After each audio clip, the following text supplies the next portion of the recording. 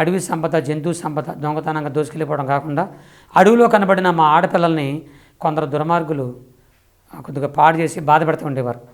మా పెద్దలు ఇలా ఎందుకయ్యా మా అడవిలో పుట్టి అడవిలో చేసి అనాగరికులేము, ఎందుకు మా ఆడవాళ్ళ మీద ఇలాగ మీరు ఇలా చేస్తున్నారని, ఎందుకు చంపుతున్నారని అడిగినందుకు వాళ్ళ దగ్గర ఉన్న తుపాకులు బాంబులతో భయపెట్టేసేవారు.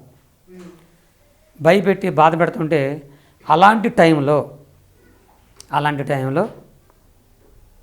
మా జాతిలో ఒక ఆలోచన కలిగింది.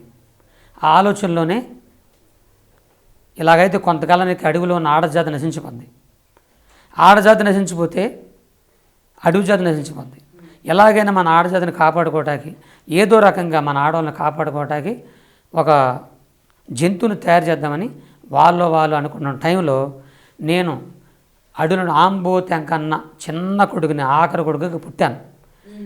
అప్పుడు మా నాన్న ఆంబోతెంకన్న, ఎడుగో నా కొడుకు మీసాల కొరప్ప, వీడిని మన ఆడపిల్లల్ని కాపాడుకొని ఒక జంతువుగా మనం మారుద్దామని వాళ్ళు మాట్లాడేసుకొని అడవిలో ఉన్నటువంటి కొన్ని అడవి మందులు, ఇది మాత్రం బాగా వినాలి అందరూ, అడవి మందులు కొన్ని ఉన్నాయి.